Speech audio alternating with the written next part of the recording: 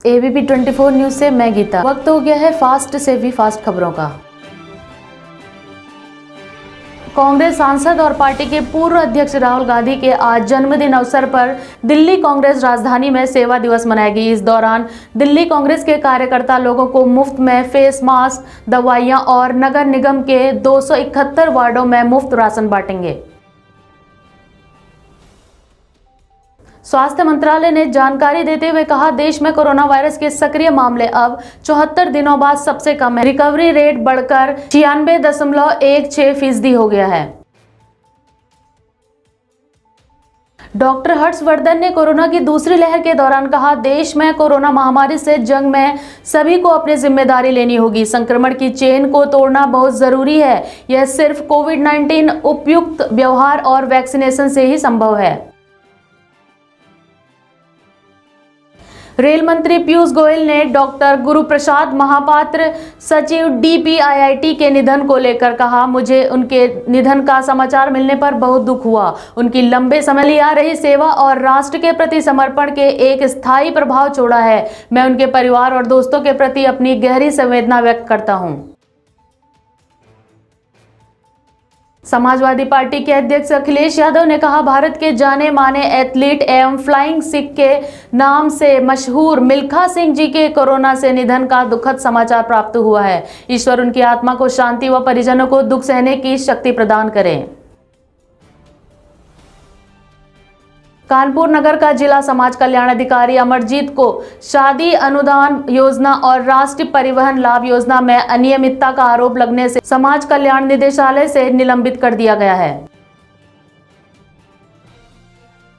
उत्तर प्रदेश के एटा जिले में शुक्रवार रात सिकोहाबाद मार्ग पर पुलिस की जीप तथा एक बाइक की टक्कर में बाइक सवार पति पत्नी और उनके पुत्र की मौके पर ही मौत हो गई। वहीं जीप पलटने से 3 पुलिसकर्मी भी घायल हो गए। घायलों को अस्पताल में भर्ती कराया गया।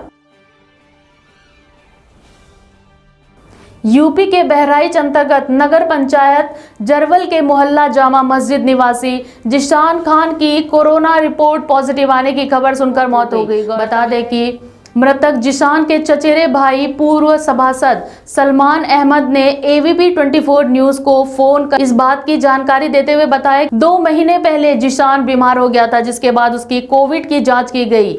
बता दें कि जिशान 2 वर्ष पूर्व दुबई में कमाने गया था। गोरखपुर में कोरोना संक्रमण से मुक्ति के बाद अब लोगों को पोस्ट कोविड का खतरा सताने लगा है।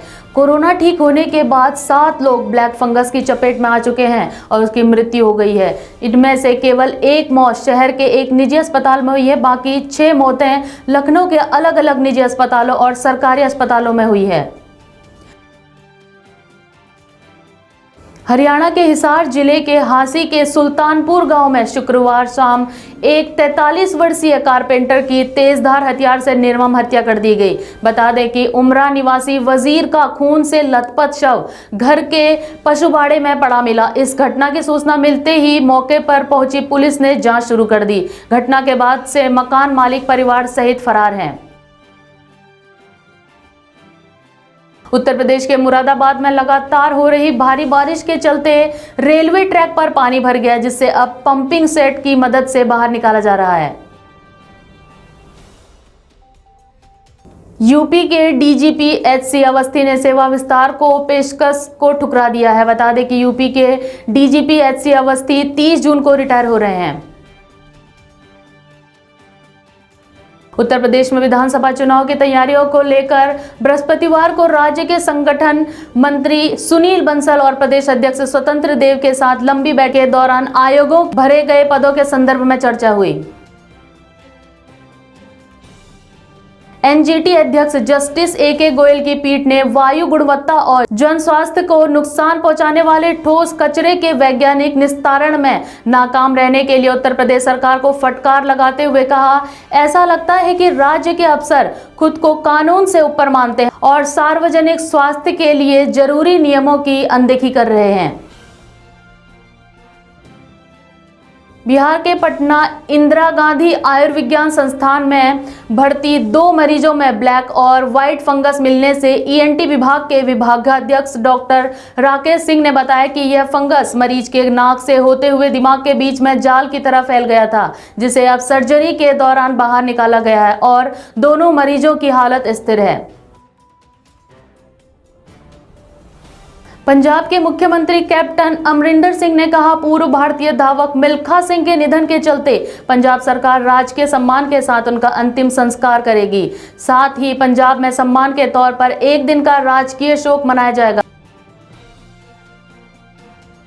उत्तराखंड के ऋषिकेश में लगातार हो रही बारिश के चलते गंगा का जलस्तर 340.34 RL मीटर पर पहुंच गया है। गंगा खतरे के निशान से 18 सेंटीमीटर नीचे बह रही है तथा परामर्थ, निकेतन, स्वर्ग आश्रम, त्रिवेणी और लक्ष्मण झूला के लगभग सभी गंगा घाट डूब गए हैं।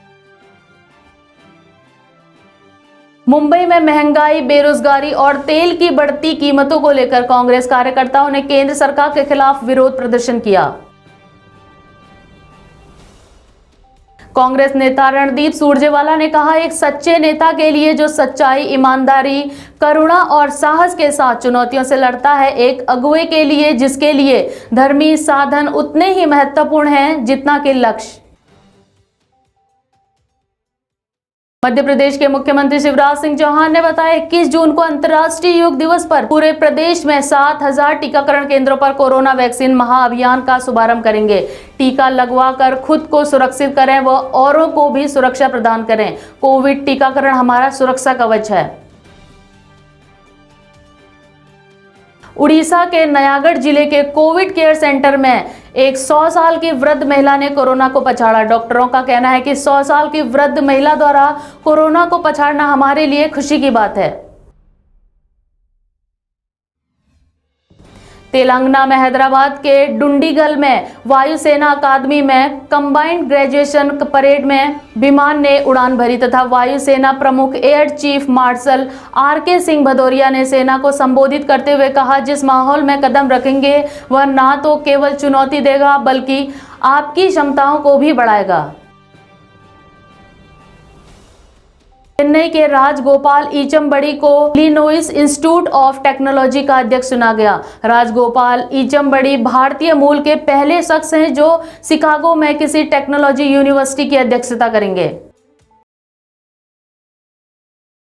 केंद्रीय मंत्री नित्यानंद राय ने तेल की कीमतों पर बढ़ोतरी को लेकर कहा, अंतर्राष्ट्रीय स्तर पर कच्चे तेल के दाम घटते बढ़ते और तेल की कीमतों पर राज्य जो टैक्स लगाते हैं उसके कारण तेल की कीमतों में भारी बढ़ोतरी हो रही है।